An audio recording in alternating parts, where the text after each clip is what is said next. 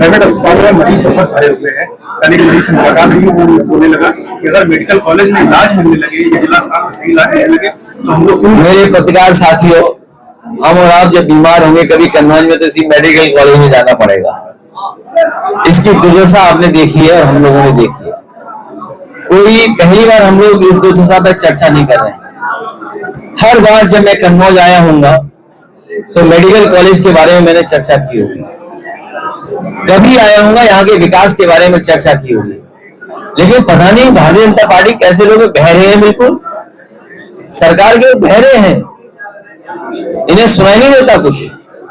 और अब तो लगता है दिखाई भी नहीं देने लगा है, अब आंखें भी गड़बड़ा गई थी। बताओ, मेडिकल कॉलेज में कोई समाजवादी पार्टी जा रही है इलाज कराने? वहां तो आम जनता जाती है। पैरामेडिकल नहीं चला पा रहे हैं, मंडी नहीं चला पा रहे हैं, कोई सुविधा नहीं दे पा रहे हैं। और कन्नौज का जो विकास रफ्तार लिया था, तेजी हुई थी जिसमें, वो सब ठप कर दिया। कन्नौज से तो भारतीय जनता पार्टी के लोगों की दुश्मनी है कोई, जिसकी वजह से कन्नौज का विकास इन्होंने रोका हुआ है। ये जो वन नेशन वन इलेक्शन, उसके साथ साथ बीजेपी चाहती है वन डोनेशन। एक ही बार डोनेशन मिल जाए और ठीक है। और जिस तरीके से सरकारी विभाग आउटसोर्स हो गए हैं, नौकरियां आउटसोर्स हैं, आप देख लेना एक दिन भारतीय जनता पार्टी कहेगी कि अब चुनाव आयोग की जरूरत क्या है, 5 साल में एक बार चुनाव होना है, बाकी दिनों हम क्यों चुनाव आयोग के कर्मचारियों को, अधिकारियों को वेतन दें। तो ये चुनाव आयोग को भी आउटसोर्स,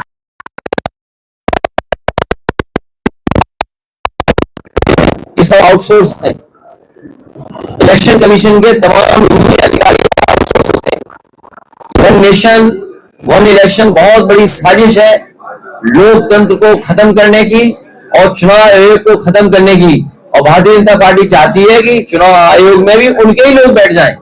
जब ठेके पे लोग लिए जाएंगे, आउटसोर्स पे लोग लिए जाएंगे, तो बीजेपी अपने लोगों को एडजस्ट कर देगी, अपने लोगों को बैठा देगी। सोचिए, अगर इलेक्शन कमीशन में भी वन नेशन वन इलेक्शन के बहाने अपने लोगों को बैठा देगी तो कितना फेयर इलेक्शन होगा। आप बताओ, डीएपी किसानों को मिल पा रही है कि नहीं मिल पा रही? किसानों की बुवाई होने ही है, तैयारी करनी है किसानों को आलू की, डीएपी है ही नहीं दुकानों पर। आखिरकार ये डीएपी कहां चली गई? बीजेपी डीएपी कहां लेके जा रही है? डीएपी कहां चली गई? किसानों को जो सुविधाएं मिलनी थी वो कहां चली गई? यही गोसाईगंज में, याद होगा, देश के प्रधानमंत्री आए थे, कर्जा माफ हो जाएगा, आय दोगुनी हो जाएगी। अब तो 4 गुनी का नारा देना पड़ेगा बीजेपी को।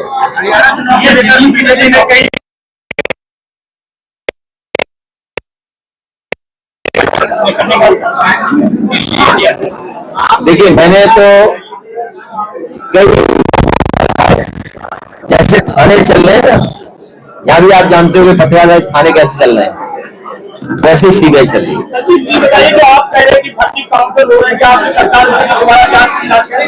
देखिए, जो भी फर्जी इनकाउंटर हुए हैं,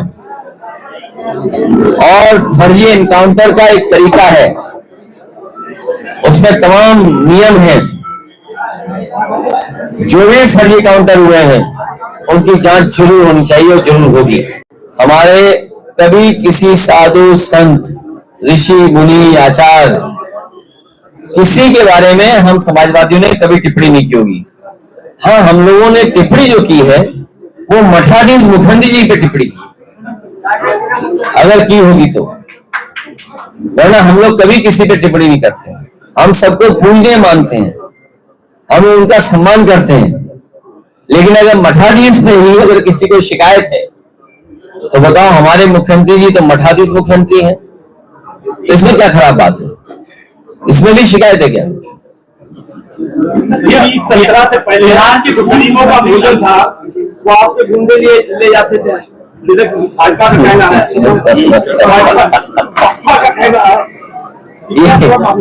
इन भाजपा के लोगों से पूछिए,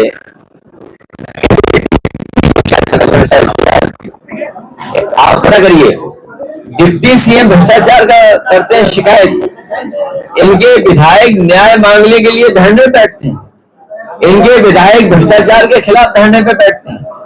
इनके विधायक मंत्री कह रहे हैं लूट हो रही है, लूट, अधिकारी कह रहे हैं लूट हो रही है। तो बताइए ये भ्रष्टाचार और बेईमानी किसकी सरकार में ज्यादा है? इसलिए पुरानी बातें न करें, आज के समय पे क्या चल रहा है ये बताएं। जनता 10 की 10 सीटें हराएगी बीजेपी को, न केवल विधानसभा हारेंगे बल्कि कुर्सी भी छिन जाएगी, और इसीलिए बीएलओ हटाए जा रहे हैं। सोचिए, सबसे छोटा कर्मचारी कौन होता है? बीएलओ। जात के आधार पर बीएलओ अपॉइंट हो रहा है, जात के आधार पर एसडीएम अपॉइंट हो रहा है, जात के आधार पर और अधिकारी अपॉइंट हो रहे हैं। मुझे खुशी है कि आपके ही बीच का एक साहसी पत्रकार ने एक सूची जारी की है, आपके ही बीच का एक साहसी पत्रकार, उसने पूरे उत्तर प्रदेश की सूची जारी कर दी है कि किस तरीके से एक ही जाति के लोग कहां कहां बैठे हुए हैं। हमें उम्मीद है हमारे ये भी पत्रकार थोड़ा साहस दिखाएंगे। भैया, उत्तर प्रदेश के विधानसभा चुनाव में चिराग पासवान की पार्टी उतरने वाली ऐसी चर्चा है। आज की खबर आपने पढ़ी होगी, उत्तर प्रदेश बड़ा प्रदेश है, सबको आना चाहिए। जैसे आपने पीडीए चलाया था, अब मायावती बम सेफ को लेकर आ रही है। बम सेफ बहुत पुराना संगठन है और पीडीए बड़ी लड़ाई लड़ने जा रहा है।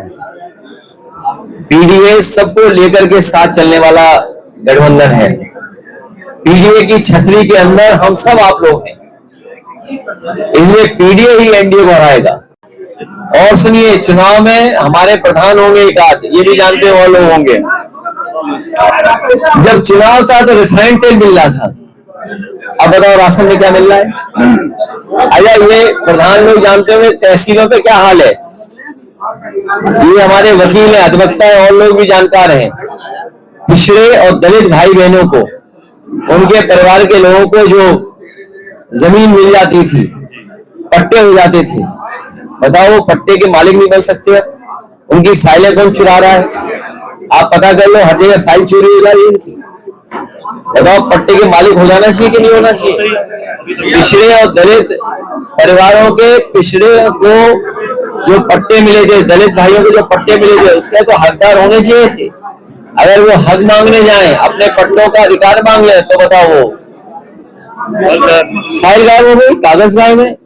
और मैं आपसे कहना चाहता हूं, अभी मैं आज ही का अखबार पढ़ रहा था, आज ही का अखबार में पढ़ रहा था, और उसमें बहस इस बात के लिए लिखी थी, कुछ देशों में ये बहस चल रही है कि बच्चों के हाथ में मोबाइल किस उम्र पर पहुंचे, या इंटरनेट की एक्सेस किस उम्र में उनके हाथ में हो।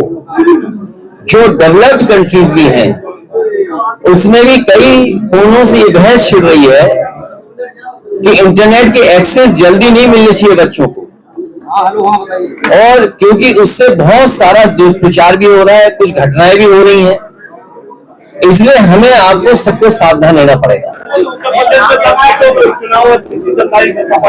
आप देखिए, दम देखिए, हमारे मुख्यमंत्री जी दम ही नहीं ले रहे हैं। ये इनकाउंटर का जो निशाना है वो टांग पे जाता है। और हमारे पत्रकार साथियों से कहूंगा, अंग्रेजी का एक अखबार था, प्रतिष्ठित अखबार, उसने कहा कि 18,000 इनकाउंटर हुए उत्तर प्रदेश में, जिसमें 200 जाने गई हैं, जो दावा है सरकार का, और बड़े पैमाने पर टांग में गोली लगी है या हाथ में गोली लगी है। इसका नाम दिया है हाफ इनकाउंटर या टांग पे गोली वाला इनकाउंटर। ये जितने भी टांग पर गोली वाले इनकाउंटर हैं, ये सब फर्जी इनकाउंटर हैं। ये मैं नहीं कह रहा हूं, मेरे साथ साथ अंग्रेजी के एक अखबार प्रतिष्ठित है, उसने कहा कि 18,000 इनकाउंटर उत्तर प्रदेश में हो चुके हैं। और कल ही मैं एक वरिष्ठ पत्रकार को सुन रहा था, वो कह रहे थे कि 10,000 इनकाउंटर हुए ऐसे। और अगर इनकाउंटर से ही कानून व्यवस्था सुधर रही होती तो हमारे कन्याज के लोग बताओ, एक दलित बेटी को फांसी के फंदे पर लटकना पड़ा।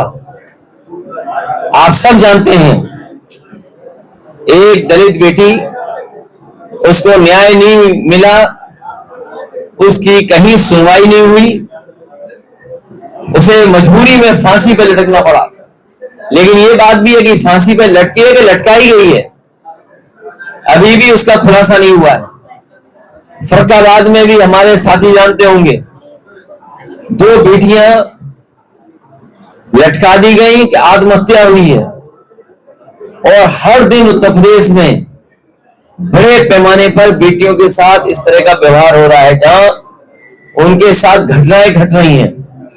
और जो सबसे ऑथेंटिक डेटा है एनसीआरबी, अगर हम एनसीआरबी के डेटा को ऑथेंटिक माने तो सबसे ज्यादा असुरक्षित महिलाएं अगर कहीं हैं तो वो उत्तर प्रदेश में हैं।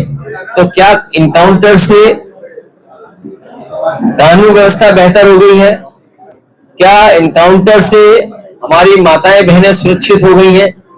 और कल तो हद हो गई, स्मार्टफोन दिया सरकार ने और पंडाल के बाद स्मार्टफोन छीन लिया बदमाशों ने। कहीं ऐसा तो नहीं देने वाले और छीनने वाले में कोई साठगांठ रही हो?